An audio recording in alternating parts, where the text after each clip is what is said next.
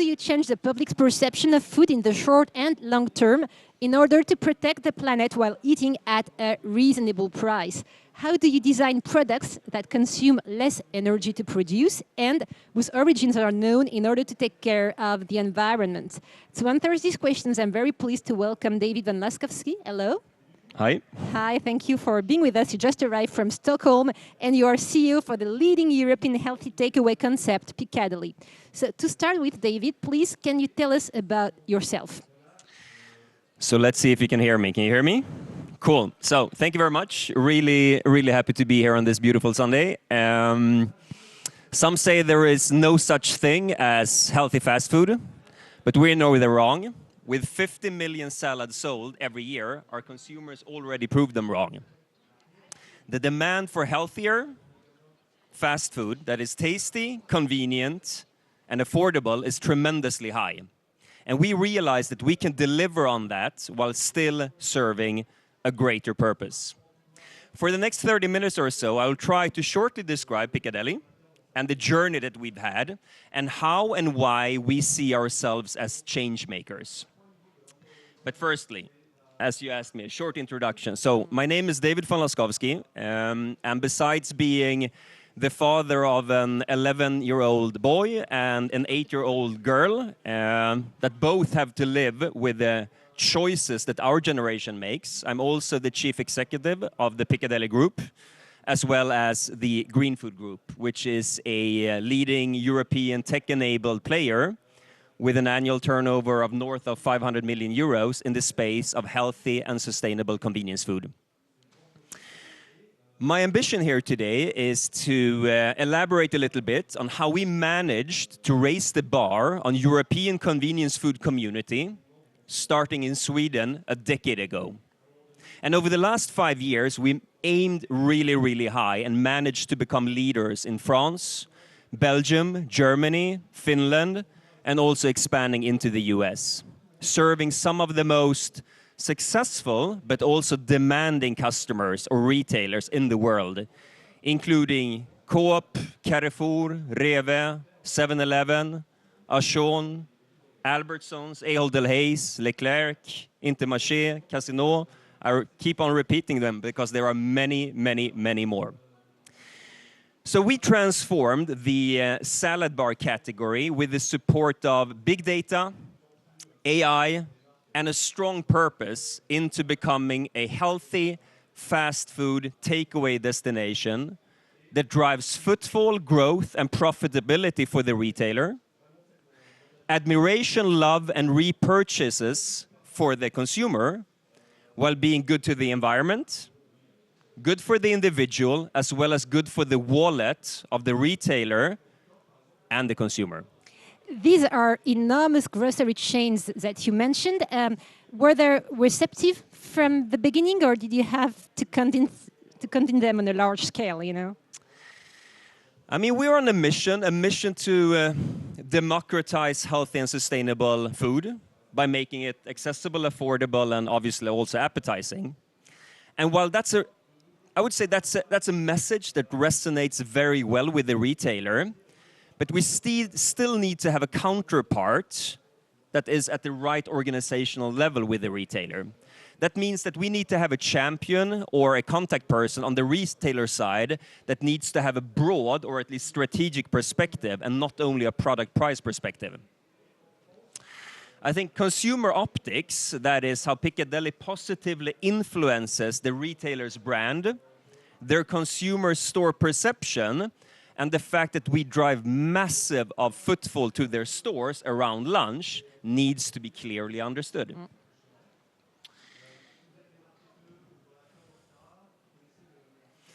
And as I said, first of all, we are on a mission. And let me please re-emphasize this again. We are on a mission to democratize healthy and sustainable food by making it accessible, affordable, and appetizing.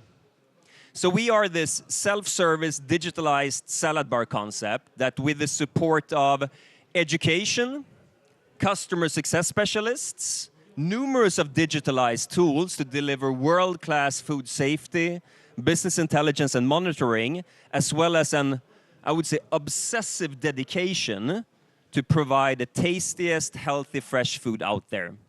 And with this, we managed to minimize the hours spent by store personnel with almost 70% compared to managing a traditional or non-digitalized salad bar. And on top of that, we at least think that we offer a customer and consumer experience that is unparalleled or world-class. The funny thing to our story is that we transformed it from being a small, I would say, Swedish startup into becoming an international food-to-go phenomenon. So we are pioneering healthy, convenient, and mainly plant-based food. And I would say that our complete and utter conviction is to transform fast food into becoming the opposite of junk food. More than 50% of all our employees at the headquarters are techies. And with over 150 employees and over 8,000 indirect employees around Europe and the US that manage our 2,000 salad bars, we are selling nearly 50 million salads every year. That's almost, I think, 1.5 salad per second, 24/7, 365 days a year. And every salad is picked uniquely based on the preferences and mood of that specific customer. You gave us amazing figures. What does it mean to democratize the salad bar? It's big words, right? First of all, it's a great question. And I guess in a way, we're not democratizing the salad bar. We are democratizing healthy and sustainable food. But for us, it has a dual meaning. The more simplistic answer is that we give people the opportunity to mix their food completely based on their own individual preferences. Hence, no one is choosing for them. The more complex answer is that the food space is pretty separated into cheap, unhealthy fast food on the one side and fresher and healthier, but unfortunately also more expensive fast casual on the other. With our huge volumes of 50 million salad sold per year, combined with technology that dramatically reduces both cost and complexity for the retailer, as well as the fact that the consumer is actually the labor because they are picking their salad, this gives us the opportunity to deliver a fresher and healthier experience, as in the fast casual example, but at a price point more on par with fast food. And that means that we can provide a great, healthy, and sustainable food for almost everyone, and not only for the rich and privileged ones that can afford a 12 euro salad. That we furthermore operate in the retail channel and not in expensive restaurants also elevates accessibility and affordability. So we don't have to build these expensive restaurants. Mm-hmm.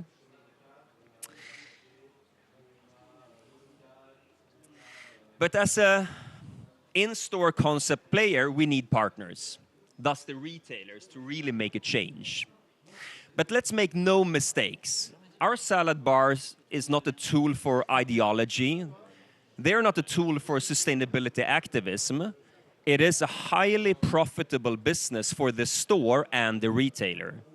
Hence, not all is about doing good. In the absolute lion's share, and let me make this really clear to you, in the absolute lion's share of our 2,000 salad bars across Europe and the US, our concept is top 5 in terms of store profitability. So as a destination category, we drive footfall, we contribute with additional sales, and we give the stores high margins, not only in percentage, but also in absolute money.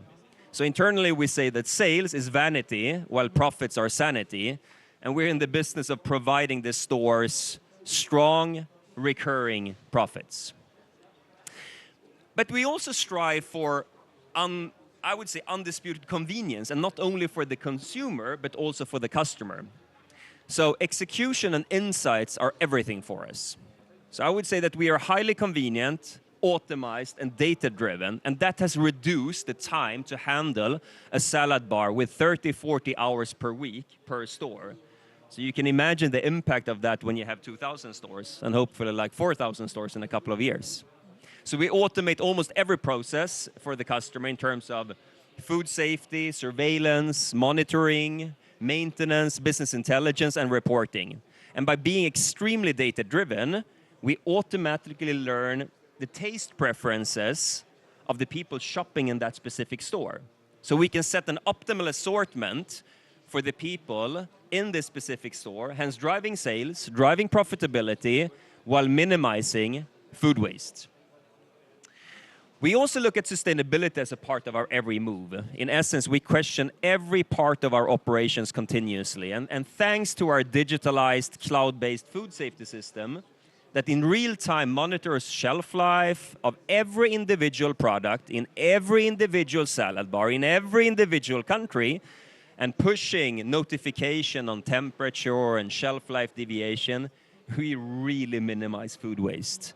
And lastly, we also support the central organizations of our customers and in the stores by giving and having our customer success specialists collab with the stores and providing them with a lot of insights into their own consumers. So, of course, without giving away any trade secrets, are consumers aware of your data harvesting of them? I mean, have you met any customer resistance? And if so, how did you deal with it? That's a good question. As everything is gathered on an aggregated level and not an individual level, this is unproblematic for us. Instead, an average Picadeli salad bar sells 400 to 500 salads every week, meaning that over time, we see and understand the meta preferences of the collective that do their food shopping in that specific store.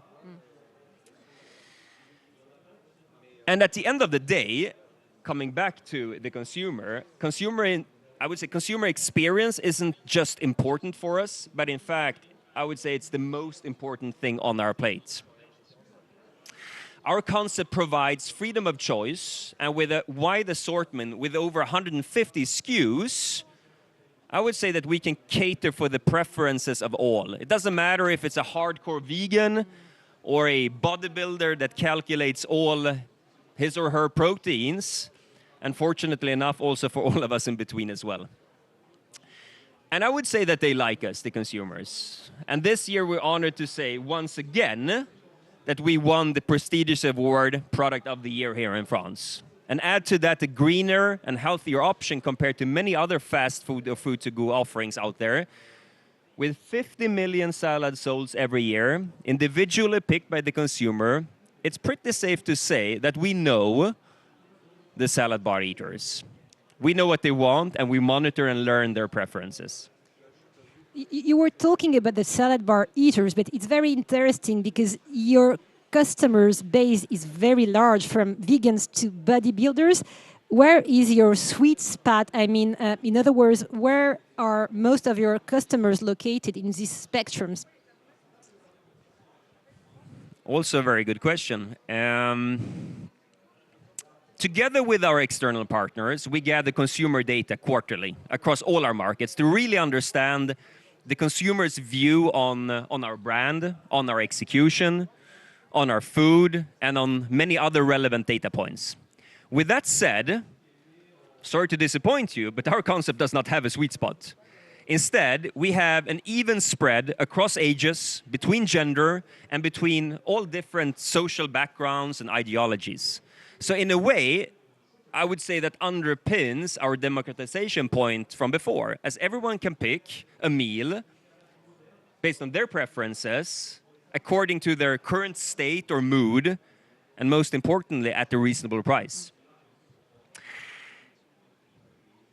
Picadeli, as I think most of you know, didn't start out as a cloud-based connected salad bar.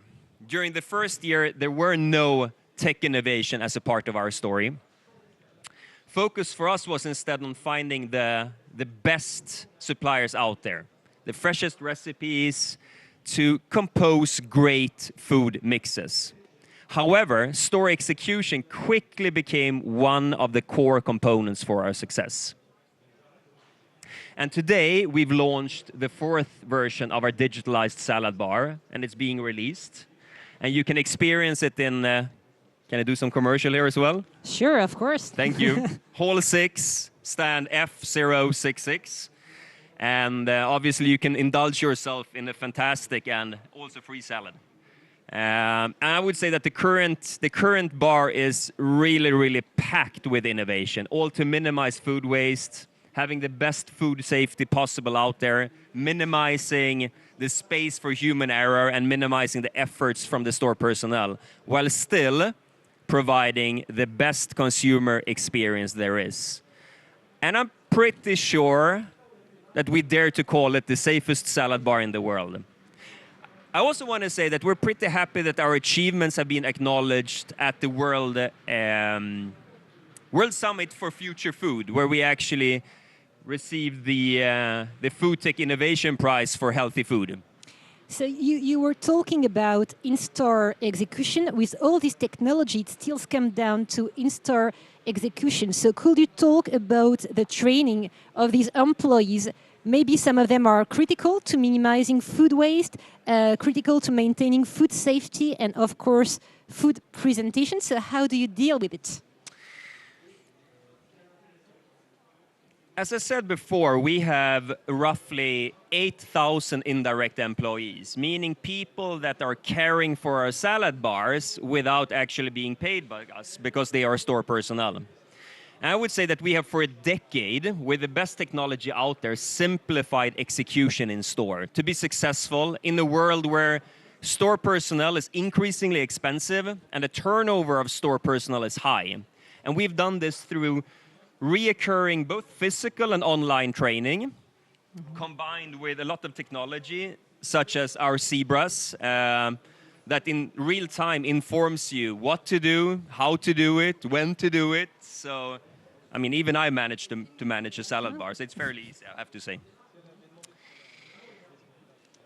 Also, when you're in Paris, I guess, we all know about the Paris Climate Agreement, right? To reduce global warming.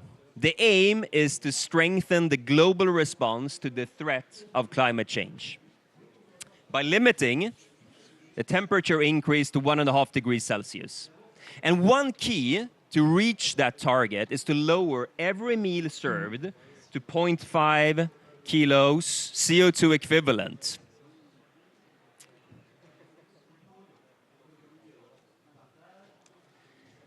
This company, slightly surprising for me to show a burger and some fries when we talk about salad, but this company, Swedish friends of ours, are doing a fantastic job within their segment of fast food. It's all about leading the way in your segment or in your category.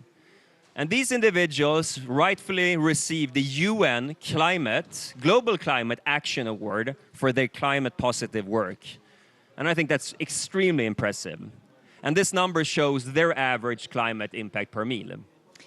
What are the challenges to your business philosophy with countries that consume large amounts of meat and dairy products like the UK, like Germany, like France? I guess there is a long and a short answer to that very important question.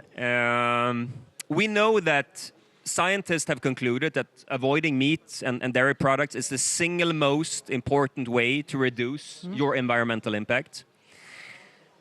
But we believe that the carrot, which is a vegetable, didn't think of that, but the carrot is stronger than the stick. Thus, we must make it tastier and more enjoyable and more affordable to eat healthy and sustainable.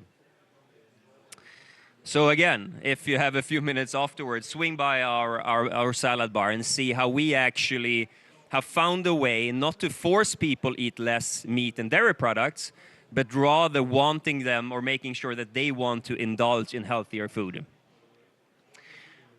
With that said, we have a clear, transparent, and public step plan on how to move from the 0.8 kilo CO2 equivalent that we have today. So we are already fulfilling the 2027 Paris Agreement sub-goal down to 0.5 kilos in 2030. So having that said, we're not on a journey to become good. I'm going to brag a little bit here. I'm really sorry, but I have a fantastic team. So we are on a journey to go from great to spectacular. In fact, our ambition is to be the first pan-European or global fast food player to adhere to the Paris Agreement. And that's not enough. We also know from our, and I'm going to show you this, from our global vegocracy report that people are yearning for better nutritional guidance when it comes to food. And dwelling into the food labeling issue, we found that the French invented Nutri-Score is the best solution out there today. Both EU and WHO advocate the Nutri-Score level, and I think, or label. And I think that, I mean, you here in France, but many other countries also really realize that it works quite successfully, both on how consumers act, but also how producers act.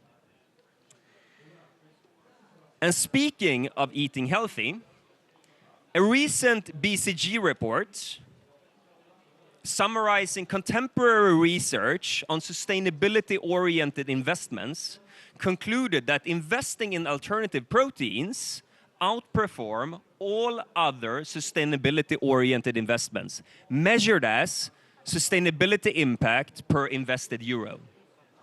And as aforementioned, scientists have concluded that avoiding meat and dairy products is the single most important way to reduce environmental impact on the planet. And that large cuts in meat and dairy consumption in rich nations is essential to end this climate crisis. And we like to say that we are a plant-forward company. You know what? 70% of our assortment is vegan, 90% is lacto-ovo vegetarian, and we do not offer any red meat in our salad bars.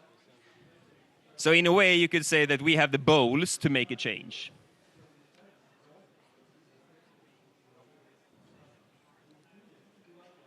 Sorry. And as I mentioned from the beginning, we are on a mission to democratize healthy and sustainable food. And as you know, there is an apparent link between how we eat and how we feel. What is also apparent is that not everyone has the opportunity to eat healthy. Many people do not eat fresh fruit and vegetables on a regular basis. Some due to lack of, I don't know, inspiration, or worse, because they simply cannot afford it. And eating healthy should not be a privilege. It should be every human's right. In 2021, WHO concluded that 71% of all global deaths can be attributed to lifestyle illnesses, no matter if it's stroke, diabetes, heart disease, or anything else.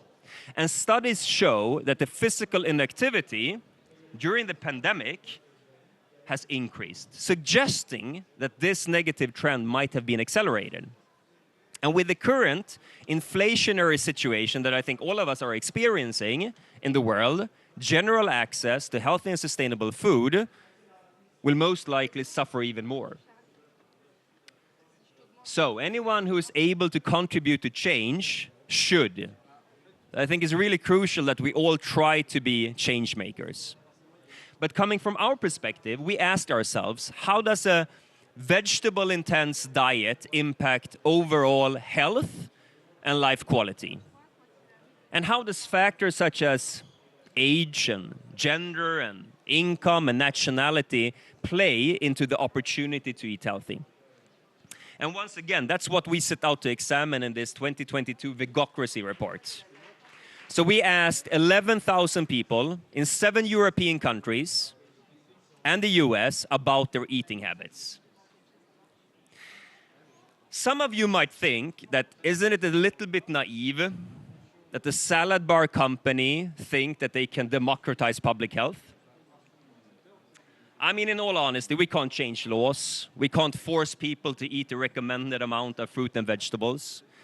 But what we can is inspire people. We can inspire people to eat more greens and make sure that more people have access to fresh vegetables through our salad bars.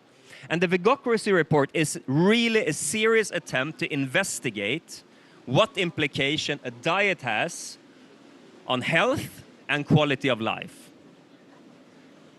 And most of all, is healthy food an equality issue?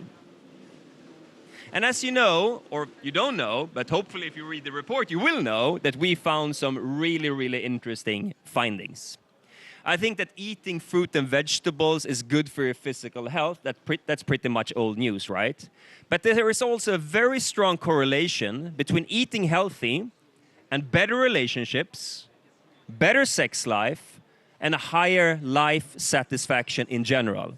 So if you're trying to convince someone to eat more vegetables, no matter if it's a kid or a parent or a partner, I think these findings might do the trick. And if you want to find out more, you can obviously have your own copy of that. So I think with that said, that's more or less everything.